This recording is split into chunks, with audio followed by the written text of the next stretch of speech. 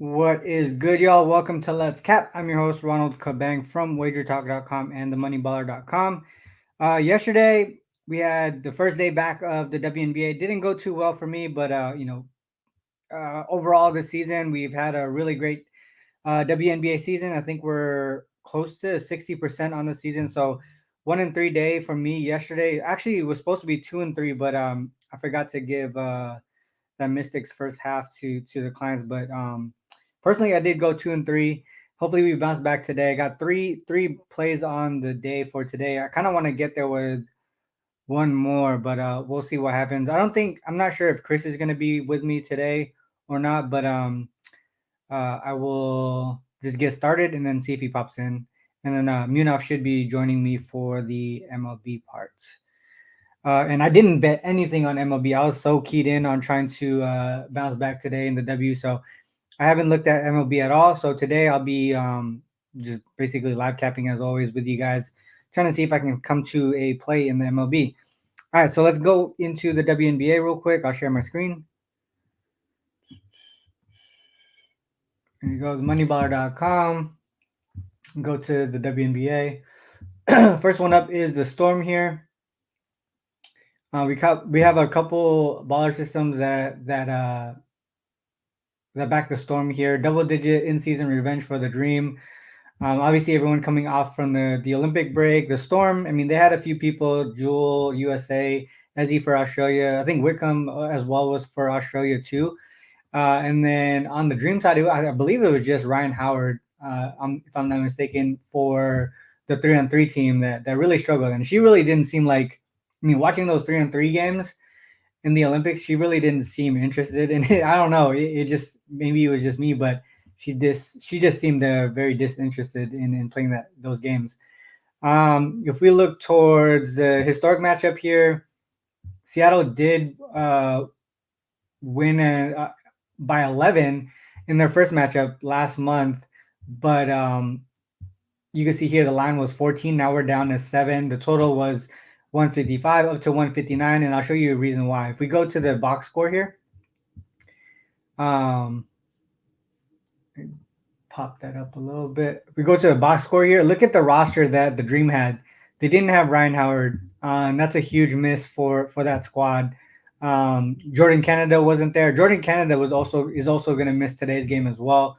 But yeah, Ryan Howard is a huge miss on that offense, and that's the reason why the total was down and the line was down. So if you're trying to figure out like why it shifted so much, she's the reason why there. If we look at towards some of the stats here and we look at the full season, you can see offensive rating, top 3 for both offensive rating and defensive rating for the Storm. Dream offensive rating dead last in the league. You see they play a slow pace. I mean, opposites as far as pace goes. And then if you look towards the 4 factors here, both teams struggling with effective field goal percentage, but the big gap here is the turnover rate. Second in turnover rate, so they take care of the ball. Second in forced, so they're forcing turnovers. And you can see the Dream struggling in that aspect here.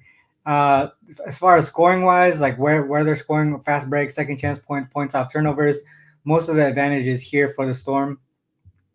Inside within the arc, within the paint and the mid range. I mean, that's Jewel Lloyd, that's Ezzy, all the folks there just really being able to score within the 3-point range. They are struggling from beyond the 3 though, so you can see here field goal percentage 11th here and 12th here. So if anything, if the Storm are going to score, it's going to be within the paint, and you can see paint field goal percentage allowed. Dream is actually pretty strong defensively there, but they do give it up in the mid range. But a lot of the things that I'm seeing as far as where the Storm can take advantage, mid range right there, points off turnovers, boom, and for the most part that's pretty much it. And just the fact that we really want to rely on the Storm's defense. If we look at the home road splits though, there's something that switches, and this is offensive rating right there for the Storm on the road. They really struggle on the road in that aspect. And a couple of things is one thing right there, it's that the turnover rate. They tend to turn the ball over a little bit more on the road. Now let's go down to the trends here.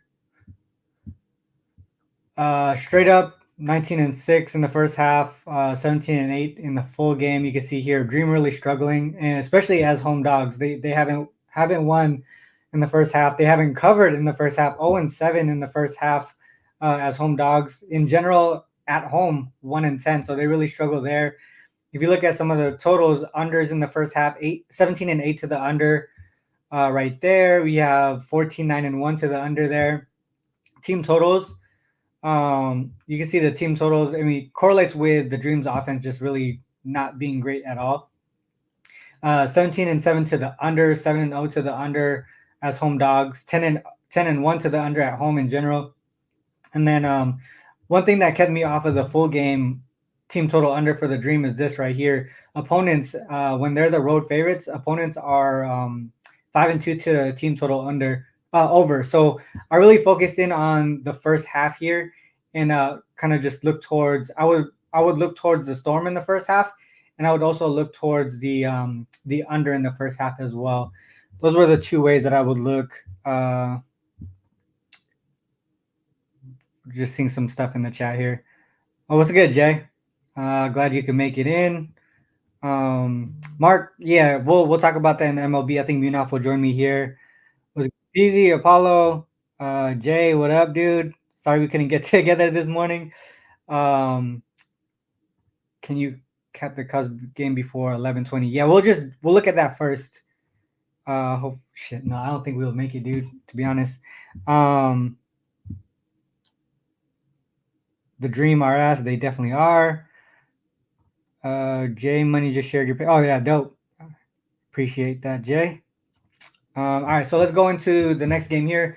We have Phoenix and Indiana. I didn't touch this game at all, and there's a couple reasons why.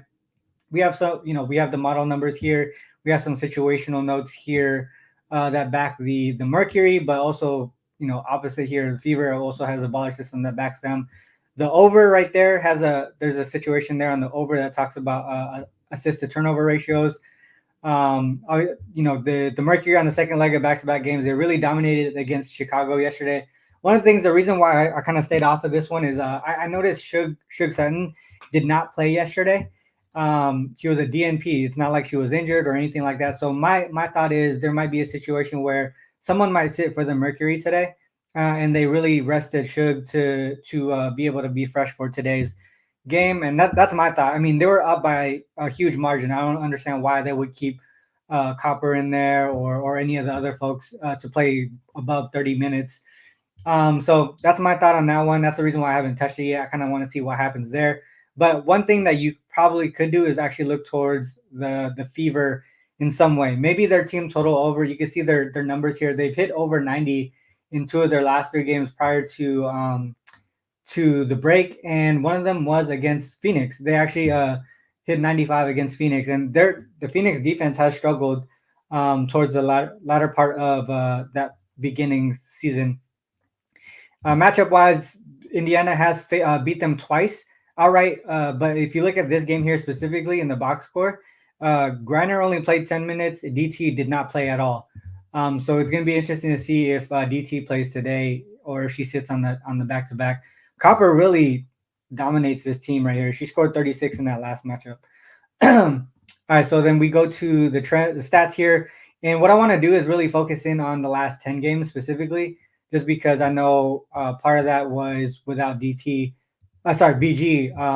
for the Mercury. So going with the last 10 games prior to, including yesterday, you can see that defensive rating has struggled. Obviously, they did well yesterday, but I think it's more so the Chicago offense really struggled for the most part, because I've seen a lot of good open looks for Chicago yesterday that they just didn't make. And Fever, they're a much better offensive team, so I would think that they would have a better opportunity to get points on the board here with how bad the Mercury defense has been.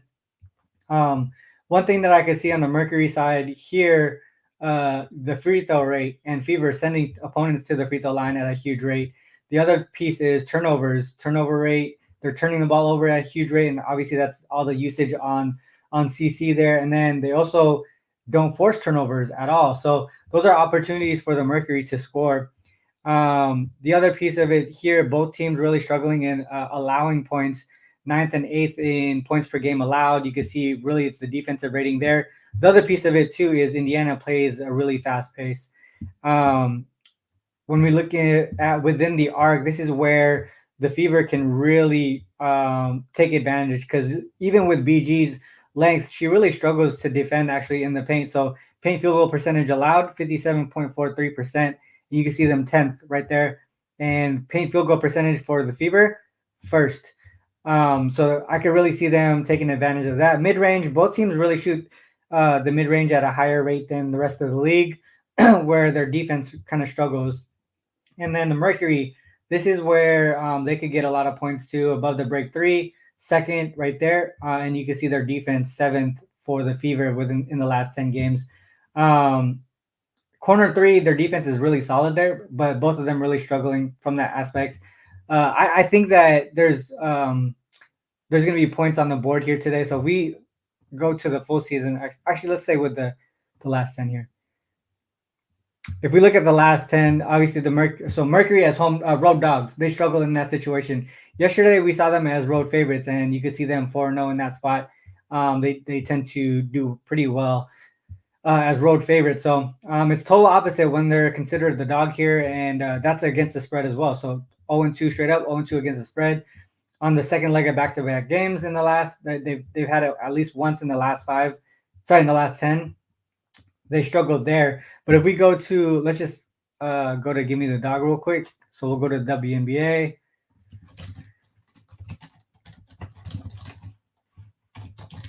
We'll look at the Mercury and on the second leg of back-to-back games.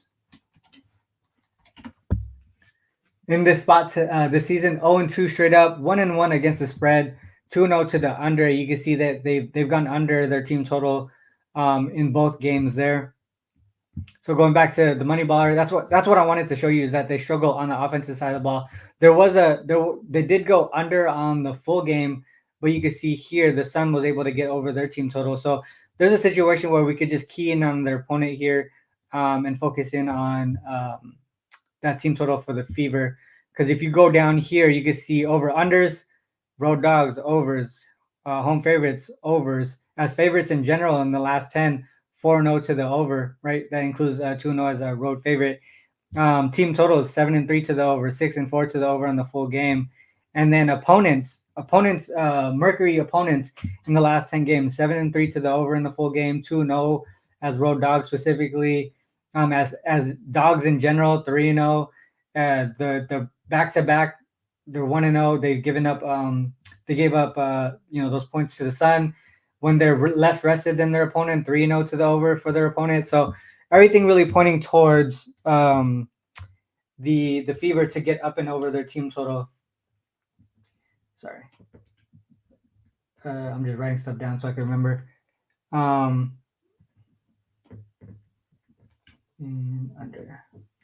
All right. So that would be the way that I would look for this game here, the Mercury. The Fever team total over, and fade the Mercury's defense team total over for the Fever. All right, so let's go on to I keep forgetting. Sorry guys, I keep forgetting about the chat. Dropping dimes over 17.5 rebounds, assists, has 17 and 21 against the Mercury this season. That makes sense to me. Pace wise, if we see the Mercury struggle on the offensive side of the ball, she'll be able to get some boards there, defensive rebounds, and then lead the break. I mean, you could get a rebound and an assist on the same possession, in my opinion, in this type of in this type of situation.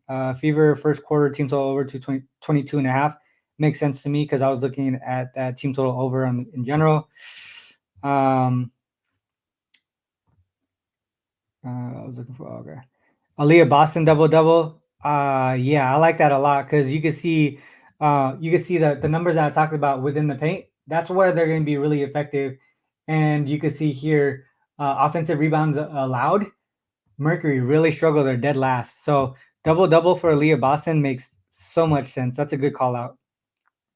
Tarasi under. We'll see if she even plays. All right, so we'll move on to the last game here, and this one has a lot of roster implications, because obviously the Sun had a trade. Wings are getting a few pieces back and missing a few pieces as well. So The Sun, no Dejanay, no Tiffany Mitchell. That guard depth is going to take a hit.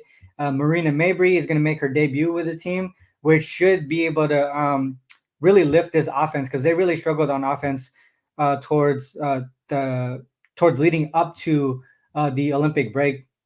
Then on the wing side, you get Satu Sabali back, and I mean, and also Jalen Brown is back as well. But then you miss Odyssey Sims and Monique Billings, who were two big pieces, leading up to the Olympic break that actually kept this Wings team like even close in any of the games that they played. But the defense really struggled for the Wings, and we'll talk about some of the trends there because it's kind of crazy. And as far as like how they've been allowing opponents to get open over their team total. The other piece of the Wings here, they're going to be without, I believe, Maddie Segrist. I think she's doubtful today. So that's gonna be really tough. Let me just check. I see Jay asking about the guard depth. If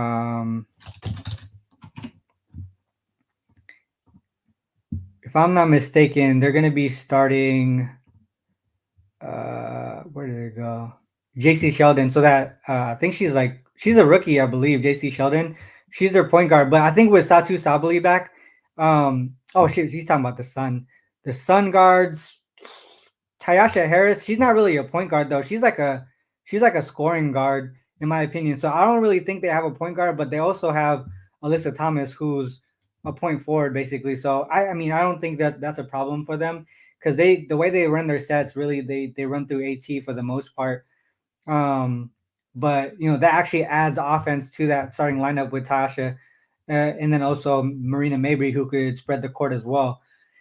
Going back to the schedule here, you can see a lot of the points. 170. Sorry, the total 178 here, 171, 170. Look at all these high totals, and they're able to get up and over on most of those. So that kind of tells you how Dallas games goes. And then when you bring in Satu Sabali, and I'll share this. So last season with Satu on the court, I think on the court versus off the court, they had a plus 13 offensive rating. The Dallas Wings did. And then defensively, I don't think it was a big gap at all. I think it was like a 2-point gap on the defensive rating. So what that tells you is with Satu coming back, this offense is going to be way more efficient, and the defense is not going to change too much, in my opinion, right? So that's why I kind of want to give you that information before going into some of the stats here, because if you look at the full season, defensive rating dead last, offensive rating 8th. So obviously their offense is a little bit better than their defense, but their defense is terrible. 110.6 defensive rating. I think that might be the worst that in a long time. I don't know if it's the worst in history, but definitely one of the worst defenses ever in the WNBA. But you can see there, if they're not going to shift, even if they get a little bit better, their defense still struggles. But that offense should take a big leap up with Satu Sabali coming in. And with that said, like if you look towards the Sun side, and we'll go there, we'll split the home and road. So on the road, their offense does take a dip a little bit. Their pace is dead last. You can see the Wings pace is up a little bit, and the defensive rating is not last if they're at home, but their offense comes up a little bit. Effective field goal percentage, dead last for the Wings. The thing about the Sun is they struggle offensively. The reason why their offensive rating is so high is because of all the other pieces that they do. They have a lot of opportunities because they force a ton of turnovers. They have a lot of second chance opportunities as well because of the offensive rebounds. Their free throw rate, they go to the free throw line at the highest rate. So a lot of pieces go into the offensive rating, not just effective field goal percentage. If we look towards, inside the arc, you can see here, mid-range is definitely not a thing for the Wings here. But with Satu back, that should change things. They are a team that scores within the paint, though, because they have two bigs that could rotate in and out every time. And you can see here, that's what the Sun defend the worst. Paint field goal percentage allowed is 10th in the league. And from a three-point percentage, I think these numbers are going to come up with Harris and Mabrey starting today because both of them can really score at a pretty high rate. And having Mabrey there open up the court a little bit more, that's going to help this offense a ton towards the end of this, towards the latter part of this season. Corner three is really strong for the Wings, and I think this is going to open up with Satu being a playmaker as well. If we look at some of the trends, so I'm going to open this back up to the full season. Wings, this is really tough to back right now just because of what they have done historically, but none of these games included an all WNBA player like Satu Sabali. So one thing that I do want to focus in on is that totals. 15, 7, and 3 to the over, 17 and 8 to the over. Like I talked about earlier, Satu affects the offense, not the defense. I mean, she does play a little bit better defense. It should be a little bit better, but for the most part, it's not going to be as big of a gap as she affects the offense. So this total here, 17-8 to the over, I still think that's a trend that continues to go.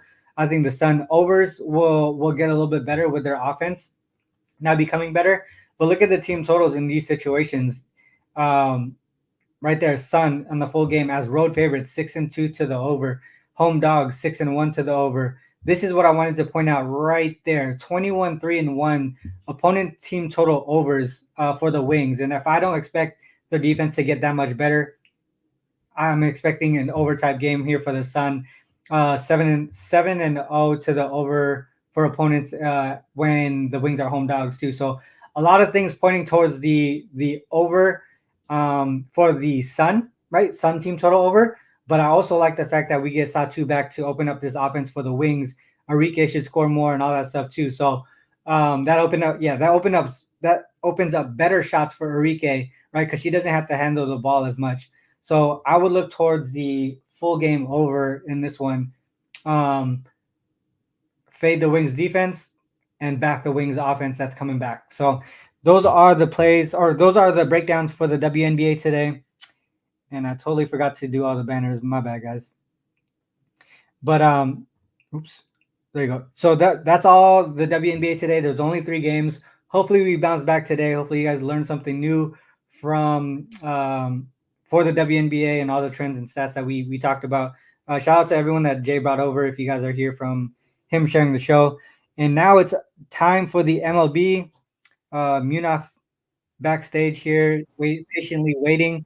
Munaf, we only talked about 4 games yesterday, but we did. I mean, started off pretty good, ended up not as great. Yeah. Yesterday was a weird day.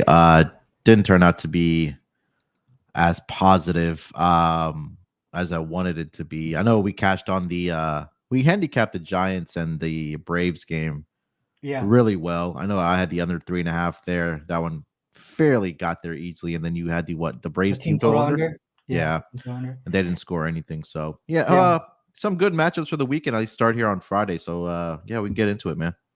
Love it. All right, let's get into the MLB site. I think someone mentioned or some people mentioned games already. I know the Cubs game just kicked off. Cubs, right? Yeah, Cubs game just kicked off, so we can't go through that one. My bad. We missed that one. Sorry for that, Jeff. I know you asked about that one, but if you guys are here in the chat, make sure you guys drop the games you guys want to dive into. I'll be 100%. I was so keyed in. You weren't here in the beginning of the show, Munaf, but I was so locked in on trying to bounce back in the WNBA. I haven't looked at a single MLB game, so we're really diving into this pretty blindly today in the MLB. But I mean, typically that's what we do anyways, right? Mm-hmm. Let's go with what game did he say? The Reds? I think Royals and Reds. Royals and Reds. So we'll go there first. Royals and Reds. All right, am I sharing? Yeah. All right. So we got Reds as home favorites here. We got Lorenzen versus Martinez. Rating system dead even. Looks like the bats go to the Royals, but pitching goes to the Reds. Baller system backing the Royals here. Both coming off a day of rest. Second series on the road here for the Royals. Second series at home for the Reds. They did sweep. They ended up sweeping the Royals there. I mean, sorry, the Cardinals. Looking at the last couple of starts for Lorenzen with the Royals here after the trade, gave up 2 home runs in the last game, but just 3 earned runs in that game overall. Mm-hmm. Has been struggling with control, two walks in each of them. Only went 4 1/3 in this game here. hits, he's been giving up a pretty decent amount of hits for the innings he's pitched.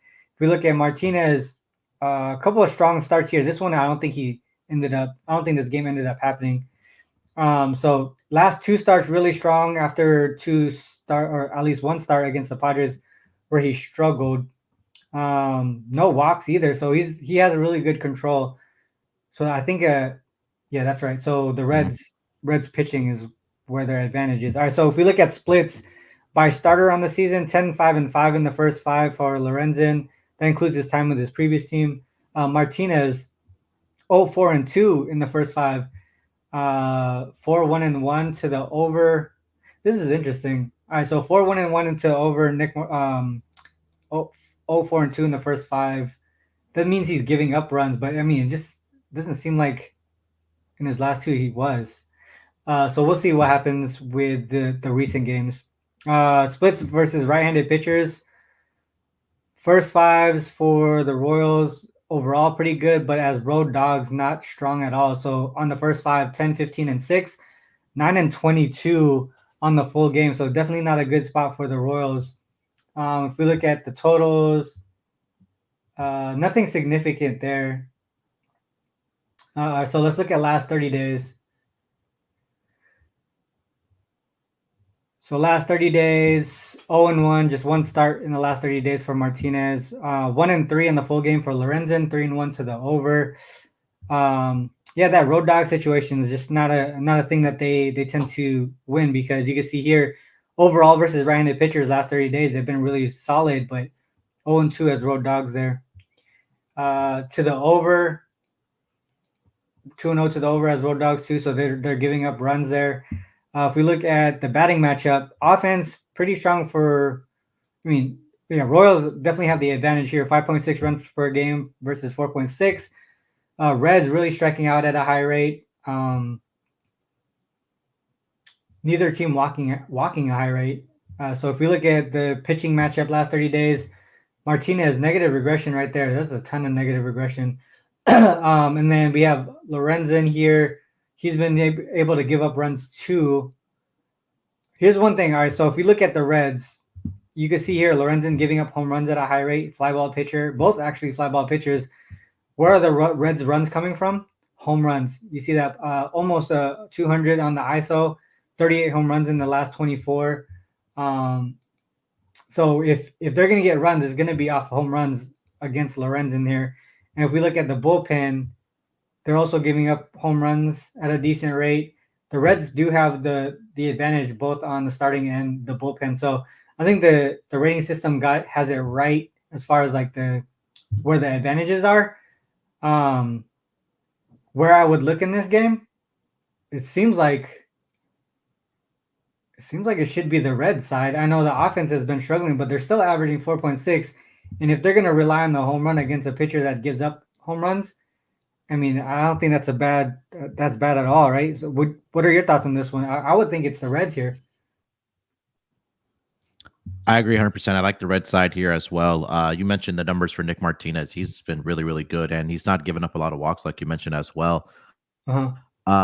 And something similar, RC, what you mentioned and what we did yesterday when we talked about the Logan Webb against the Braves.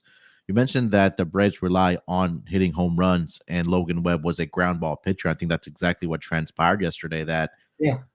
7 innings he went yesterday, almost 8 innings, that he didn't allow a single earned run. So I think it's a similar situation here.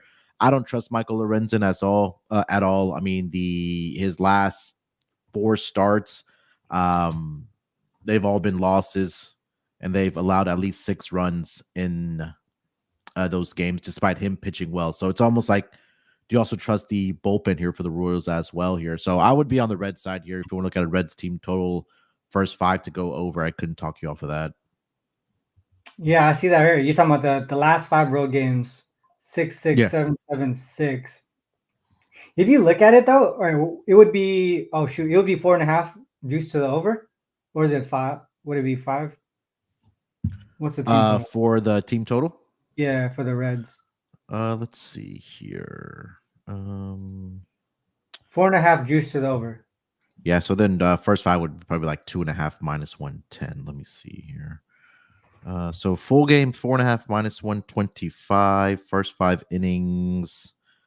Yeah, it's about 2.5. I see a minus 110. I think the full game isn't bad either because it seems like the Reds bullpen is struggling too. Yeah. And if you look at the team totals here in how many games? 12 games. Mm-hmm. 1, 2, 3, 4. Only 4 of them stayed under that 4.5 team total.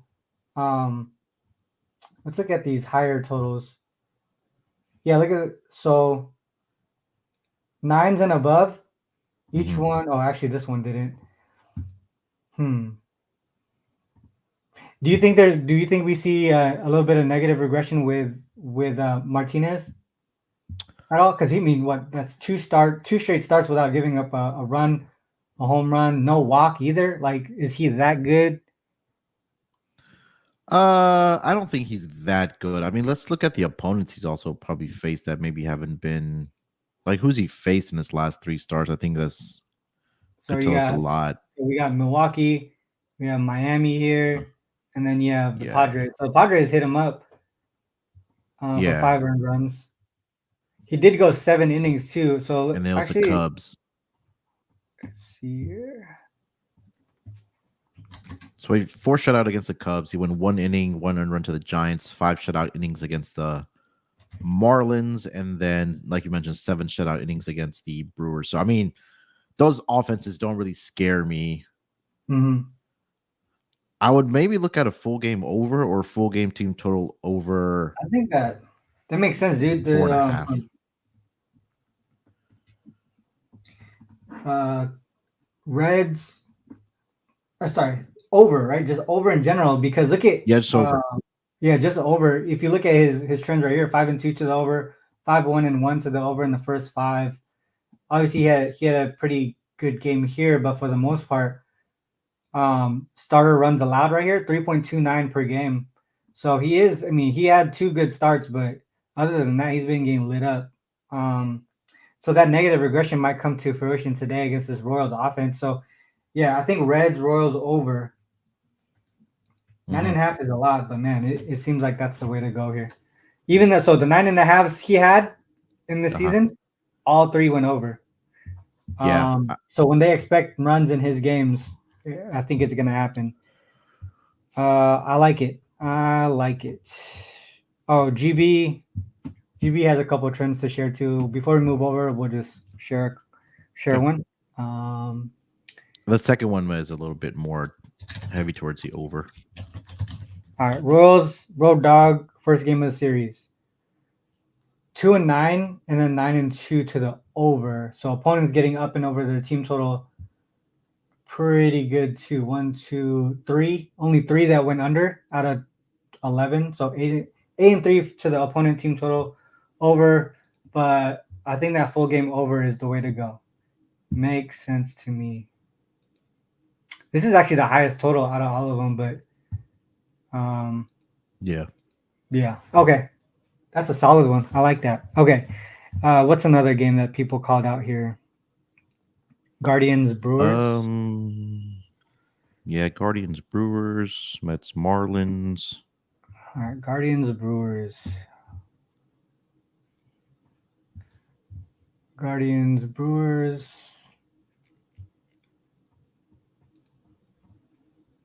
All right, so we got Williams versus Savali. I don't know how to say his name. Savali, yeah. Um, Savali. Guardians with a +1 on the rating system. Another one that points towards one side pointing towards the pitching staff versus the offense for the Brewers. Baller rating on the Guardians, or baller system on the Guardians here. Schedule both are actually just Cleveland with a day of rest. Milwaukee played yesterday against the Dodgers. They ended up winning that game. If we look at last 5 starts for Williams, solid start in his last one, only 1 earned run given up. He did struggle against Baltimore, gave up 2 home runs, 6 earned runs there. If we look towards Savali, he's been giving up home runs, so 4 home runs in his last 4 starts. Pretty consistent as far as like giving up runs too, but you can see that there's like a little a little like back and forth with a good start versus bad start, right? Mm-hmm. One earned run, 5 earned runs, two, another five, another two. And you can see it kind of correlates with roads and home and road, sorry. So he tends to struggle on the road versus at home, it seems like. So let's look at the full season trends. Both kind of losing pitchers this season for the most part. And when we look at the totals, opposites. You got 6-2 to the under for Williams, 15-8 to the over for Savali. But in these current situations, road favorites 0-3 in the full game, and then 3-0 to the under in the full game, 1-0 to the under as home dogs. So they're not home dogs often. And then splits by versus right-handed pitchers. Full game for the Brewers, pretty strong, 54-33. But as home dogs, just 5-5. If you look at the totals, more overs here for the Brewers, 51-32 and 4 to the over. And look at that. So home dog situation, 8-2 to the over, 8-1-1 on the full game. And then 9-6-1 to the over in the first five for the Guardians. So that's pretty interesting. Let's look at last 30. 12-4 on the full game here for the Brewers versus right-handed pitchers. More overs, all right there. Road favorites, home dogs. Savali 4-0 to the over in his last four. So a lot of things kind of pointing towards another over type game, and the total is only 8. All right, so let's look at the batting. Edge definitely to the Brewers side, 4.9 runs per game versus 4.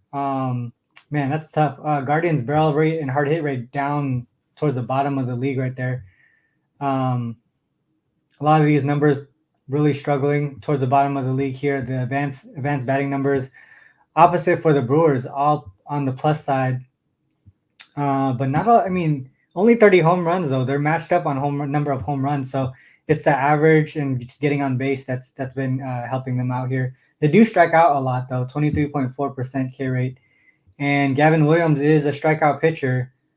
Both teams struggling with home runs here, especially Savali, 1.8 home runs per 9. Some positive regression for Gavin Williams. Savali looks like he should be giving up runs in this spot here. Bullpens are both pretty solid. Really strong bullpens, actually, in the last 30 days. So, I mean, I would think it's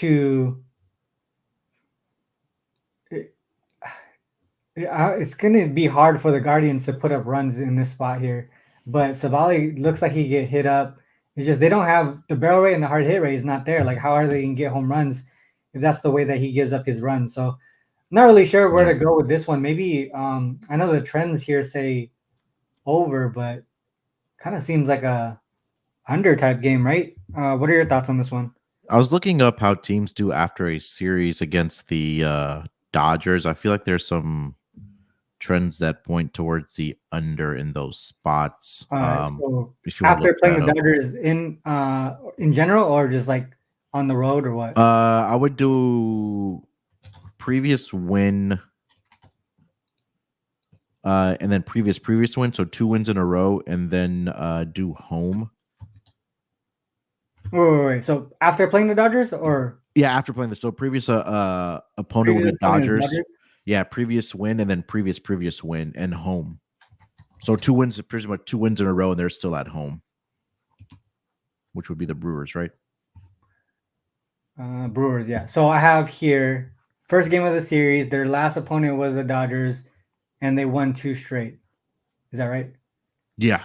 Yeah, got it. Okay, and then so that's 3 and 5 straight up. So a letdown spot, and you can see 6-2 to the under. And then you say home specifically. Let's key in on home. 4-0 to the under. 1-3 straight up on the full game. Even if you want to take off first game series, I think it's like 9-2 to the under as well.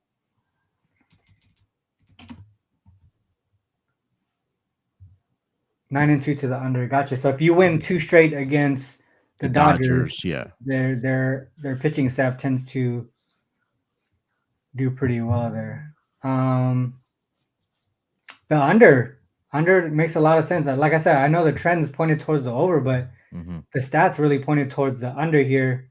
Would you look towards? All right, so let's go back here real quick. Starting pitcher for the Guardians, positive regression. Brewers giving up runs, but the Guardians offense struggles. Man, it wouldn't be a team total under. It would be a full game under. I think full game under 8. Yeah, full game under. That backs Gavin Williams' starts, I guess. And then obviously these are, like I said, these point towards the over, but this is a different. I mean, we pointed at a couple of situations that makes a lot of sense to go to the under. So if I was to bet this one, I would also look towards the under.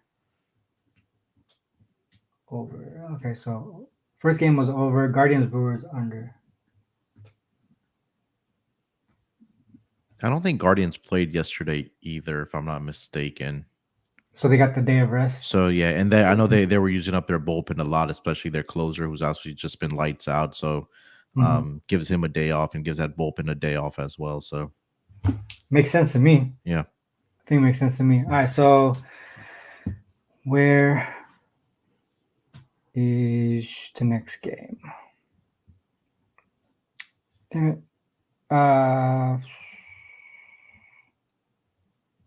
Do you see the next game here? Someone said Mets Marlins. Mets Marlins, gotcha. All right, Mets Marlins.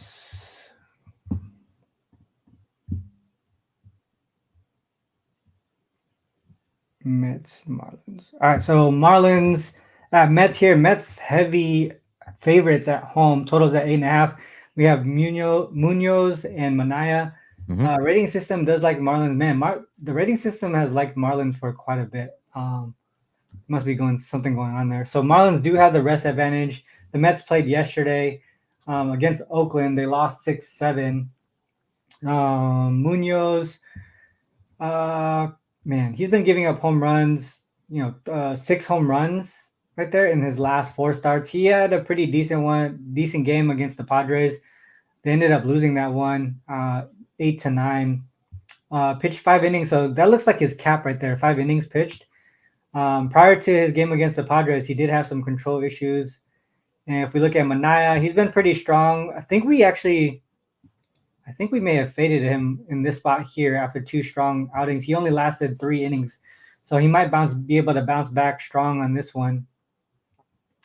Let's look at full season.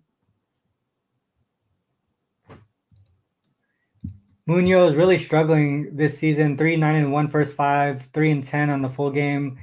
Not great as Road Dog specifically either. Home favorites for Manaya, just 3-2-2, 3-4 on the full game.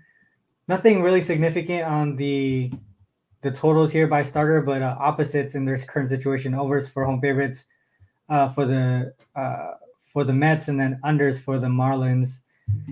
Man, versus left-handed pitchers, man, these guys are struggling. Marlins are really struggling here, so I can see why the Mets are heavy favorites. Yeah. Marlins versus left-handed pitchers on the season: 11-27-3 in the first 5, 9-32 in the full game. Road Dogs in general in this spot here: 5-14-1 in the first 5, just 3-17 on the full game. And then totals unders in the spot here as Road Dogs. I'm assuming these overs are right here are probably because they're giving up a ton of runs. Let's look at last 30. 0-4 straight up to the over here for Munoz. They're actually doing a little bit better here in the last 30 days. Only gone against 7 left-handed pitchers, but they're still 3-4 only on the full game. 5-2 in the first 5. Overs is a thing right now for them and versus these left-handed pitchers. 6-1 to the over, 5-1-1 to the over on the full game as home favorites versus right-handed pitchers. Mets to the over, 4-2-1 first 5, and then 6-1 on the full game. And then we look towards the stats here. pretty even as far as like runs per game, 4.6 and 4.4. Both teams really striking out at a high rate. And their ISOs are low. 34 home runs there, 28 for the Mets. So it seems like they're getting on base really at a good rate as far as like average and being able to get on base through walks. So that might be why their runs are up. And you see here that speed advantage for the Marlins. They don't really need a lot of power to get their guys in because they get people in scoring position a lot. Mm-hmm. Last 30 days from a pitching perspective, Manaea pretty consistent with his numbers here, maybe some slight negative regression, but Munoz also looks like he's going to be giving up runs. Look at that home runs per 9. I know on the season the Mets have been really strong hitting, from a hitting perspective. Last 30 days not as great, but at some point you would think they turn it around, right? Because you can see here, they're even when their barrel rate is low, their hard hit rate is still towards the high upper part of the league.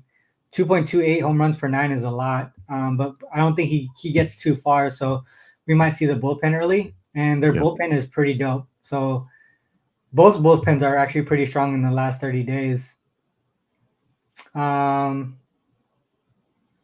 If anything, it would be a first 5 run line towards the Mets side, maybe.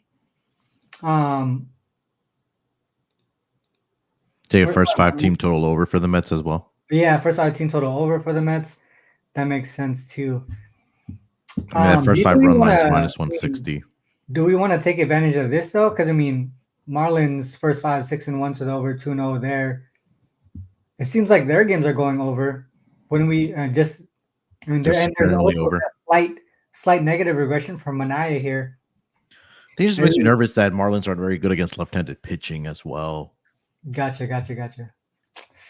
But that could have changed over the last 30 days or maybe last couple of weeks as well. Mm-hmm. I know, man. So, all right, so look at this again, right? Last 30 days versus left-handed pitchers, 5-2, right? Straight up. 6-1 to the over. If we go back to full season, look how dramatic that shift is. Yeah. 11-27 and then 5-14. So it just seems like maybe they flipped the switch and kind of made some changes against left-handed pitchers that are putting them in an over position. So at some point you're going to see positive regression. I mean the season-long stats not always going to be there for the entire season. Now I don't 100%. Yeah. I don't mean with Manaea. I mean, do you trust him as a north of a $2 favorite? I'm not sure I do. So I think maybe first 5 over 4.5, or if you want to even go full game. Mm-hmm. All right, so this one definitely not as I don't like it as much as the other games that we talked about, but I would only look towards I think I would key in on that first 5 though for the over.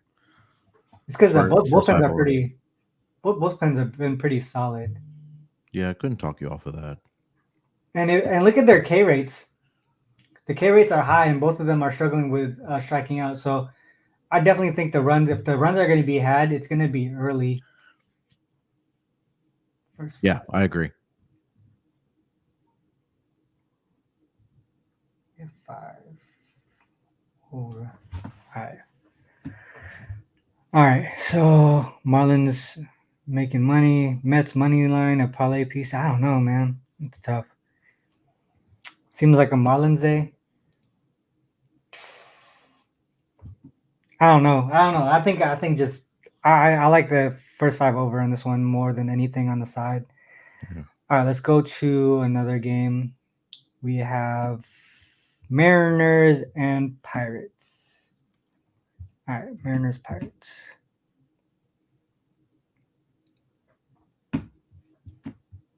Are they playing soon? No, that's until early. Because they're in the East Coast now. Yeah. All right, so Mariners, Pirates. We have Pirates as slight home favorites. Total is really low at 7. Makes sense when I look at the starting pitchers, Gilbert versus Skeens. Even matchup here, bullpen to the Mariners, bats to the Pirates, and then Skeens have a slight advantage over Gilbert. Let's look at the schedule. Mariners played yesterday. Man, that shit was crazy. So I had the first 5 and the full game on the Mariners side. Mm-hmm. First 5 hit, and then obviously what happened in the bottom of the 8th where they gave up two runs. So Man, their offense is really struggling right now. Only 4 runs in the last 3 starts there against Detroit.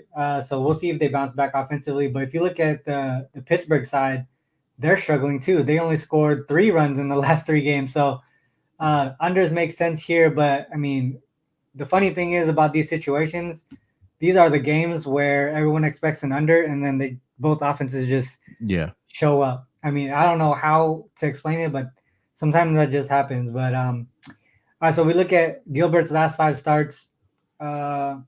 Struggled here against Boston, but other than that, pretty solid. Gave up 1 earned run, 5 runs total though. It must have been like a few errors in that game. Great on control. Just not that many home runs given up. Same thing with Skeens though, not giving up a lot of home runs. Slightly worse with walks for him.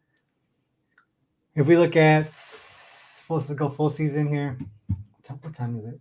Fuck, I gotta go soon. All right, so season numbers 9, 3, and 3 in the first 5. I mean, Skeens in the first 5 has been really great to me as far as like when I do actually bet them. 5, 1, and 1 as home favorites. 9 and 6 on the full game. Unders here for Gilbert. 18, 5, and 1 in the first 5. 16, 7, and 1 in the full game. You can see here, for some reason, like as great as Skeens has been, still overs in that game, in his games, slightly.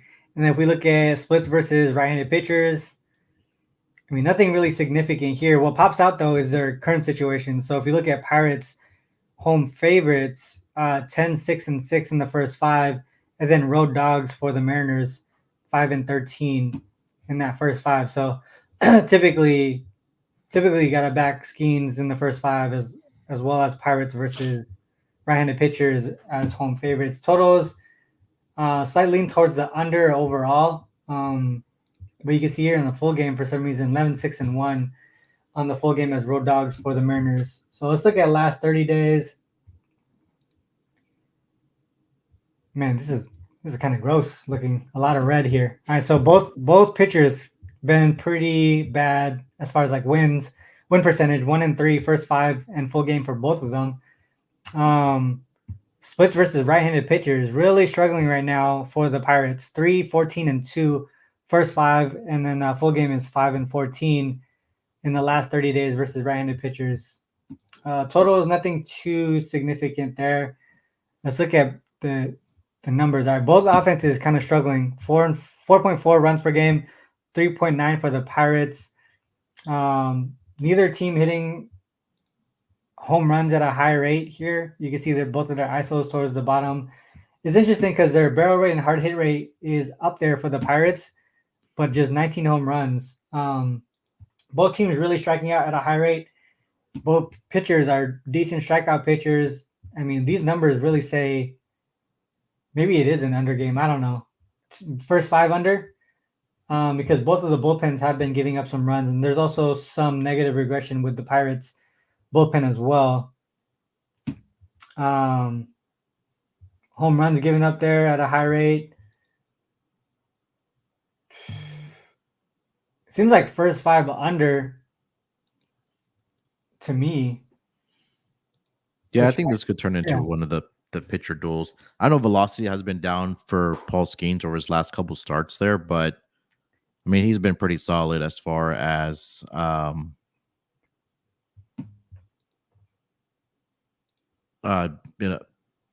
just pitching overall, especially at home for the Pirates. I'm trying to pull up his numbers here at home. For Skeens, do you think that velocity is down because he's trying to get his control? I think so. Yeah. You say the Mariners are striking out a lot as well? Yeah, man. For the last like 2 or 3 months, they've been striking out at like one of the higher rates in the league. That stayed true over the last 14 days too? I'm pretty sure. Let me look last 14. Yeah, it's even higher. 30.6, 28.1. Both of these dudes striking out hella. Yeah, I think this might be a game where maybe we need to get some strikeout props. I mean, Skeens is already going to be high just because it's Paul Skeens' name, but yeah, maybe Well, Logan both of Gilbert them as should be well. pretty high because they can get. So Gilbert definitely gets past the 6 inning mark on average. Yeah. So his numbers will be higher than Skeens, but if Skeens can get pretty deep, or pretty far into the Yeah. game, he should hit his case props. I mean, his 8+ is at -190, so that kind of tells you. Oh my god. Yeah. Yeah, 8+ at -190, and he's only hit 8. What? I know he had in his last start against the Dodgers because I had backed that. But I mean, if this team is striking out at 30% plus, I mean, he could probably walk into 10+ here tonight. That's crazy. Yeah, that makes a lot of sense to me. It would be for me, it would be a first 5 under or nothing. I would stay away from the bullpens here. Yeah, and then maybe obviously the K rates that you were talking about, the strikeout props. Mariners. You got time for one more? Yeah. All right. F5 under. Let's do one more and then call it a day. What's the last game that we got here?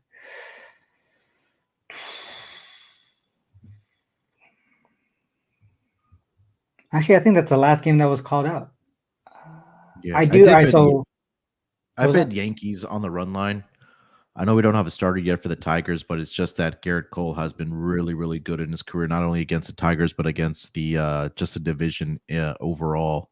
And if it is again a bullpen day for the Tigers, I think the bats will at least get to that bullpen, and also just Garrett Cole, I think, just continues dominating. So I did play the -1.5 on the Tigers. I'm not sure if you could look up or query against a division, like with a particular pitcher, but just if you want to do it against like the Tigers in particular for Garrett Cole, he's just been really, really good.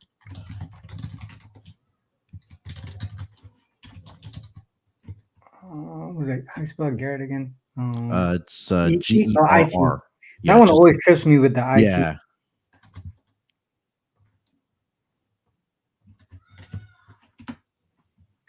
You said in general, right? So Tigers versus Cole. Yeah, I went back to like 2018. Damn, 2-11. It's crazy because the 2-11, but the overs hit because whoever his team he's on is always hitting runs. Yeah, it's either Astros or Yankees. So yeah. Starter runs allowed 1.31, first 5, under a run per game, first 5. Would you look at Tigers team total under first 5? Oh, you did run line, right? My bad. I did Yankees run line, yeah. Gotcha. All right, so with the Yankees specifically, 1, 2, 3, 4, 5. Yeah, five out of the 6 games with Cole on the Yankees squad, they hit that run line. If their team total is 3.5, they haven't hit 3.5 at all. In any of the games. It's 3.5 but juiced -150 to the under. That's gross. Yeah. Yeah, a run line makes sense. Actually, man, there's actually a good chunk of viewers. Just a lot of viewers that I don't normally have. So maybe we go a couple more games. You get to go a little bit further? Yeah. All right. There was one that did pop out to me with the rating system. I think it was it Padres? There was a pitching change for the for the Red Sox. I know that was one of the trends on the site for today. Oh, shit, I didn't even know there was a 6. Yeah, I think it was a 6. All right, so who's the pitcher change? So for the Red Sox, I think it's Bernardino. Let me get his first name. Okay. Oops. Let me make that change real quick. No, they still have him. What the hell is his first name? I might have it. Hold on. Bernardino? Yeah. And that would be for the Red Sox. Brennan is his first name.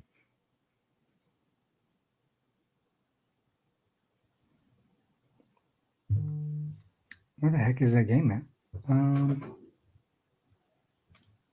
So Criswell for Bernardino. Bernardino for Criswell. All right, so Let's go there. All right, so we have Bernardino. Did it change the rating system? No. All No, right, so it's still the same. Red Sox. All right, so our rating system has a 6+ here on the season. The 6+ on the matchup rating has been really solid. Did it just get smaller? So we got Bernardino, left-handed pitcher versus Burns, right-handed pitcher here. The 6+ on the rating system. Looks like they have an advantage on all three pieces here: starting pitcher, bullpen, and team batting. Both teams played yesterday. Oh, the first game of the series was yesterday. Okay, so Baltimore did win. Hey, did we get that one right? No, we Which missed one? it. Huh? We said the over. We had the over in the game. Yeah. So we missed that one. All right, so Bernardino had 2 starts with Boston right now. Oh, he's an opener. He's probably going to open for what's his For face? Criswell. Or Criswell. Yeah. So in the beginning, so in his couple of starts, I mean, obviously no runs given up here. So except for one unearned. And then if you look at Burns here, pretty consistent. You see 3, 4, 2, 3. So he's giving up runs there. 3 home runs out of the last 5 starts. Has a little bit of control issues at some games where you'll see 4 and 3. Gets to the 6th inning mark pretty often as well. If we look at some of the trends, well, the 2 games that he's opened, they end up losing. And then we look at Burns, he's 17-5-2, first 5, 17-7 on the full game. Solid as home favorites. And then you look towards the over for his games too. 17-6-1 to the over in the first 5, 13-7-4 in the full game. Splits versus right-handed and left-handed pitchers. Red Sox here, really good in the first 5, 46, 28, and 11, even as road dogs. 13, 8, and 6. And then look at the Orioles versus left-handed pitchers. Winning overall, but this home favorite spot is not a good spot for them, especially this first 5, 4 and 9 in the first 5. Nothing too crazy, or actually this right here, 20, 10, and 2 in the first 5 unders versus left-handed pitchers. Let's look at last 30 days. 5-0 in the last 30 in his last 5 starts. 5-0 in the first 5 over. 4-1 to the over there. Orioles versus left-handed pitchers. Only 4 games. 3-1 in the first 5. That's home favorites. 1-0. But Red Sox stay, winning in this road dog situation, which is interesting. Overs in the full game for Red Sox versus right-handed pitchers last 30 days, 12, 4, and 1. Then unders for the Orioles there. Batting matchup. I mean, both teams have been really solid. 6.2 runs per game, 5.4 for the Orioles. You do have the speed advantage on the Red Sox. Batting average, dang, 285 is crazy. Mm-hmm. Home runs are up there. They do strike out a bit, 23.9 K rate, but Orioles is not that far behind. Just all greens in this offense except for speed on the Orioles. Pitching matchup, Bernardino. I mean, sucks that he's not the. So we're not going to see him too far. So probably say like 1 or 2 innings. Yeah, probably 2 innings max, maybe. Yeah. Burns has been pretty consistent there. It just seems like, man, he kind of sucks though. Like 11.88 ERA. They might be able to get a couple runs on him in the first inning or 2. And then the bullpen, Red Sox bullpen is struggling too. And some positive regression for the Orioles. Damn, minus 2.1 WAR there for the Red Sox bullpen. So offense is there for the Red Sox, but their pitching's struggling. Where do you think? Where would you go on this game here? I think I'll probably go back to an Orioles team total over, man. I don't, like you mentioned, the numbers for the bullpen for the Red Sox has just not been very good. And even if we're getting 1 or 2 innings out of Bernardino, and then you have Criswell coming in. I mean, Criswell hasn't been that great himself either. So 4.5 team total, maybe if we look at a first 5 team total over for the Orioles as well. I know they have those first 3. First 7. Yeah. I couldn't talk you off of that. I think the Orioles offense may be turning it around here against this Red Sox pitching rotation and the bullpen. So 5.4 per game. You said let's look at last 14 for the Orioles bats. So they're kind of starting to pick it up. 4.8. Yeah. Bernardino, man, this guy really struggling. I mean, even in his relief time, kind of struggling there too. Last 14 days, their bullpen has been struggling. The Orioles have. Would you take just a full game over Um. instead of like just the Orioles side? Because like if you look at oops. Yeah, well, let's just look at full season. Because if you look at all of his games for Burns, they tend to go to the over. But I guess first five is a little bit more profitable. Yeah, it's the fact that do you trust the Red Sox to get runs off of Corbin Burns? I feel like he's been locked in. Corbin Burns, so his games here, he's getting a lot of run support in that first five. Yeah. Holy crap. And just in general overall, too. Let's look at home real quick. Look at that first five over. 17, 6, and 1. Yeah. That's crazy. 3.75 runs for his. Damn. I think that first five over in general, maybe. Well, you said Orioles team total over? Yeah, it's 4.5. Orioles team total over. The total's at 8.5. Let's look at. All right, so let's just do this. Total greater than or equal to 8. So higher totals. 5 and 3 in the first five. 3.56 average. All right, I think it would be Orioles first five team total over. That is weird because they had these 3 games where they scored 0, then a whole bunch of other. They scored 6 at least in 5 straight starts for Corbin Burns. They've won all those games. Oh, sorry, 4 of the 5 games by 2 or more runs. Mm-hmm. Orioles first 5 over.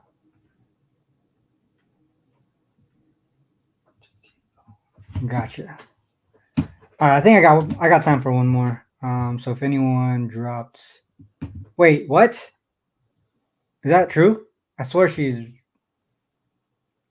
Man, that sucks. Okay, I'll look at that later, Helms. Let's see. Did anyone drop one more game? Don't think anybody else mentioned anything someone else. did say Boston, right? Where's that one? There was a. Yeah, it says Jordan Canada available to play Friday. Okay. I'm just gonna check something real quick.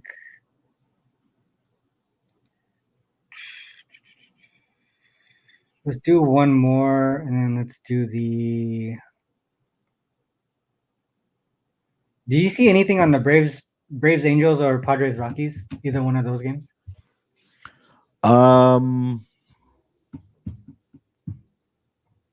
Rockies game, I think I like the Padres team total over. Padres team total over? Yeah, Cal Quantrill is he ain't been very good. Padres.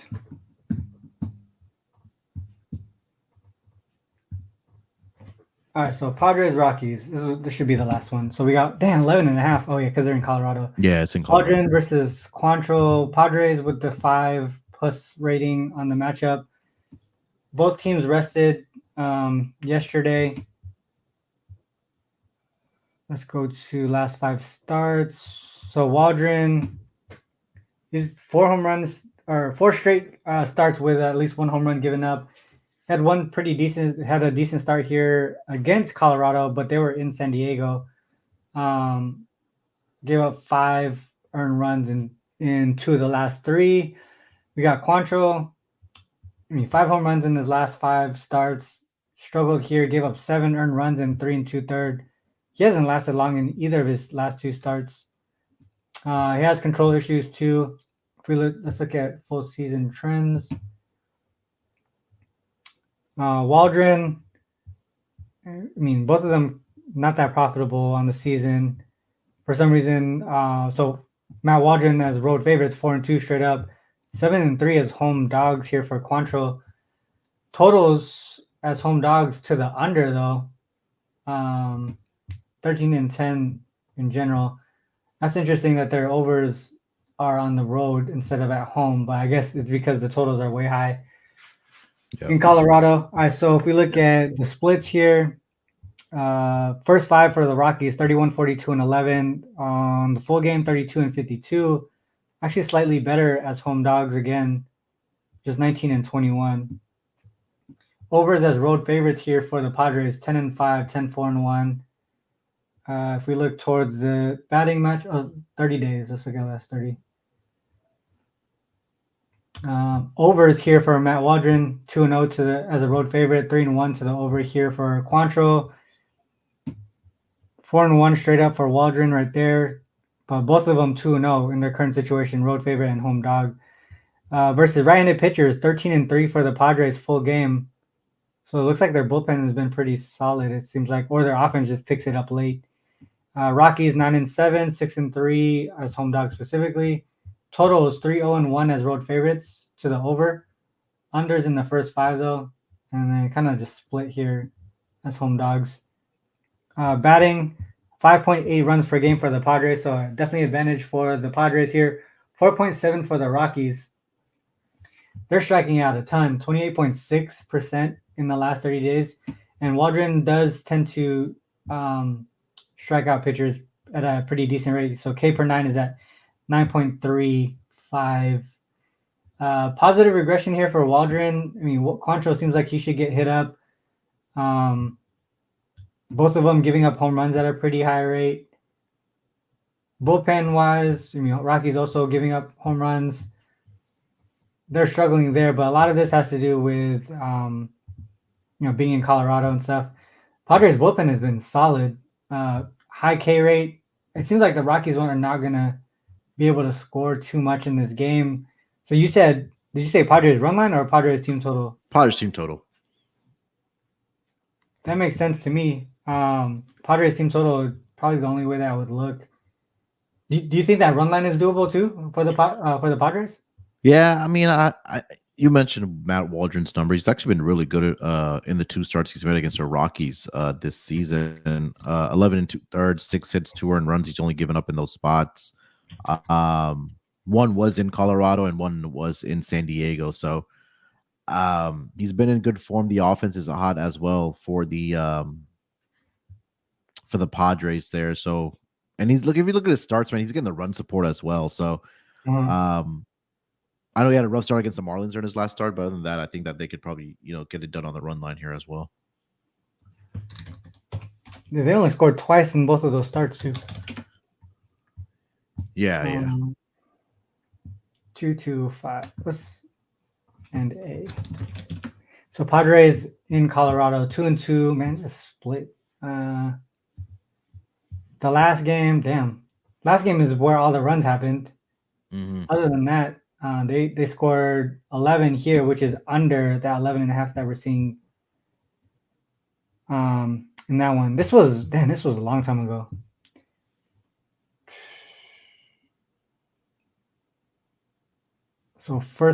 So team total over for the Padres. What is that? 5.5?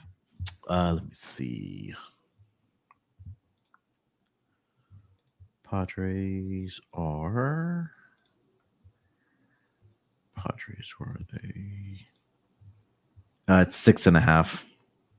Minus 105. Yeah.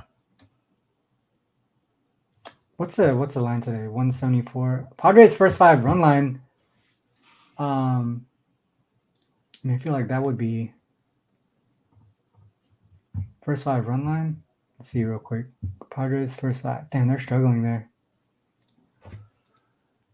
Padres team total over is the only way that I would be able to look at this one, but definitely not that confident in it. I think they should be able to get to the bullpen and Quantrill, but 6.5 is a lot. Yeah.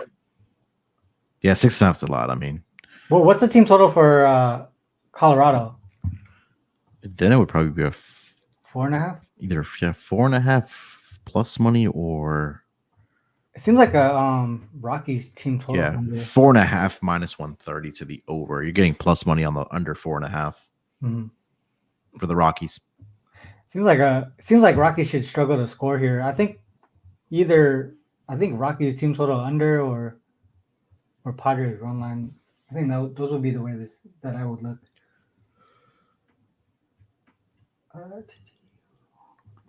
And Padres. And we talked about a lot today. Okay. All right. So that should be the end of. Oh wait, sorry, my bad. SoCal. Let me put this query up for SoCal real quick because it's on this game. So team equals Padres. Opponent win percentage is less than 51%. A. First game of this. Fuck. I gotta bring this to Killer Sports.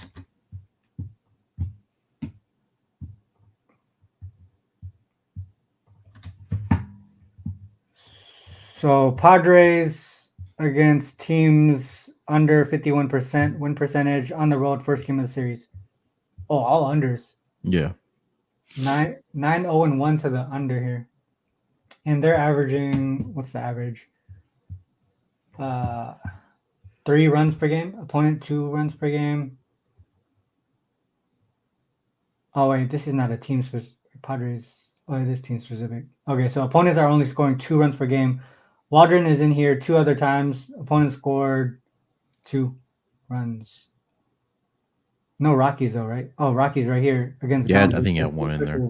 There is a 3-1. So, man, it seems like Rockies team total under. I like that one.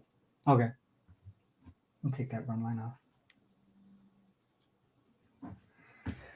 All right, so that's the man. We went through a lot today, WNBA and MLB. Let me stop sharing the screen here.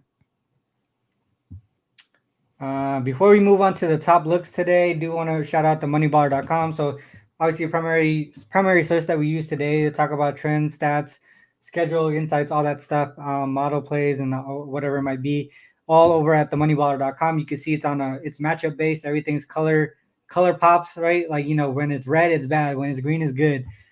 Stuff like that. Just really easy to use. All the necessary stats and trends that you want to handicap games. Obviously, WNBA, I mentioned earlier, I went 1-3 yesterday, but on the season, we're up close to 60% on the season. So I'm not tripping off one day of losing. Hopefully we bounce back today. MLB, we did pretty good going into the All-Star break or Olympic break, but the last week or so kind of been flat or towards the other way slightly, but not too much. I mean, overall been positive on the season in the MLB, and that's tough for a lot of people to do. I mean, if you go through Twitter and like the Discords and stuff, people are really struggling this late in the season. So to be anywhere positive in the MLB is definitely a plus. And that's where we're at right now. So hopefully we just continue to do that. But with WNBA back, definitely lower volume. But also with the moneyballer.com, we had the Discord page. So moneyballer.com/Discord. Head over there. It is free to join. People, hopefully we get more active people in there to share plays, start handicapping games. We have voice channels and all that stuff too to share handicapping sessions and all that stuff. So yeah, the moneyballer.com/Discord. Make sure you join there. And with that said, let's move on to the top looks. Boom. Munaf, let's start with you here. Yeah, I do like the Yankees here today. I just like the history that Garrett Cole has had against the AL Central Division, but in particular against the Detroit Tigers. Should be a bullpen type of game for the Detroit Tigers, but I think that Garrett Cole should be good for 6 or 7 innings here. I think the offense should get to the Tigers starter in / bullpen here. So Yankees -1.5. That would be the top book that I have. I know we talked about a lot of other ones. I know you'll list it off here, but that would be my best bet. Sure, we definitely talked about a lot of stuff today. So WNBA, we did talk about all 3 games today. Looking towards the first half storm and then and under in the first half too. Jordan Canada does make a difference in my opinion because she's probably their only true point guard on that team for the Wings. Or sorry, for the Fever. Who am I? For the Dream. Sorry about that. Sorry for the Dream. I'm not looking at the rest of the stuff. So that is a difference maker for that team. But then Fever team total over was another thing we talked about, and then the Wings game over was something else. From the MLB perspective, talked about a lot of stuff here. Reds Royals over 9.5, Guardians Brewers under 8, Mariners Pirates first 5 under, Marlins Mets first 5 over. A lot of we talked about yesterday how first fives have been treating us really well, Yeah. and I think that's one thing that we've really been keying in on is those starting pitcher matchups. So that's why we have a lot of first fives here. Orioles first 5 team total over. Rockies team total under. Man, as far as like top looks for MLB, that's freaking a lot. Let's go back to WNBA first. Top look in the WNBA. I want to say it's the Wings game over because I think Mercury brings that offense to the Sun, and the Wings defense continue to struggle even with Satu back. And then Satu brings offensive efficiency to the Wings, so everything just pointing upwards as far as points goes. And then for the MLB side, I want to say let's just go with Mariners Pirates first 5 under. I mean, both starting pitchers have been really dominant. Both teams are struggling with strikeouts against strikeout pitchers, and both of these guys are strikeout pitchers. So I'm expecting both of the first 5 offenses to struggle here, and then kind of forget about what happens in the bullpen. All right, so that's the top looks there for MLB and WNBA. All right, with that said, guys, make sure you guys share the show. Like it, subscribe to the channel, anything you can to help push the show out, get more eyes on the show as well, because I think it's one of the more, to me, underrated shows out there. With how we cap the games, how we share the information, it's a lot different than what you typically see with other shows out there. And then also, a lot of the links are down on the bottom, the description, in the description, links to what we use, the moneybar.com, Killer Sports, Give Me the Dog, the Discord page, Wager Talk, all that stuff. Munaf, you can see his Twitter right there at SportsNerd824. And before we also cut out, I do want to mention Munaf has a lot of stuff going on over at SGPN with NFL coming through. So real quick, before we close out, Munaf, make sure you let the people know about what you got going on over there. Yeah, MLB Gambling Podcast. We do it the day before. So if you guys want to tap in, we go live every single day, except for Sundays, 5 p.m. Eastern Standard Time for the games the next day. So we try to get ahead of the lines. And I think that's one of the advantages that we have about our show. Propcast with myself and Chris. I know you've had Chris on as your show a lot of times, RC. Me and him are doing player prop specific show, whether it's NBA or whether it's NFL. We're in the midst of doing season player props right now, and then we'll be there weekly, multiple times a week for the NFL season. So look out for that. And also do a lot of work for pregame.com. Got some things in the works there as well. So yeah, just kind of all over the place. I think the best place, like RC mentioned, is just go to my Twitter at SportsNerd824 to find everything that I'm doing. Dope, love it. All right, so tomorrow I'm gonna do a show 8:00 in the morning. I don't know if you'll be able to make that, but if you can, let me know. I'm gonna do 8:00 your time. 8:00 my time. So yeah, shoot me a message. I'm usually awake at that time. Okay. You know that. 9 yours. Yeah. So 8:00 my time. So Pacific, 8:00.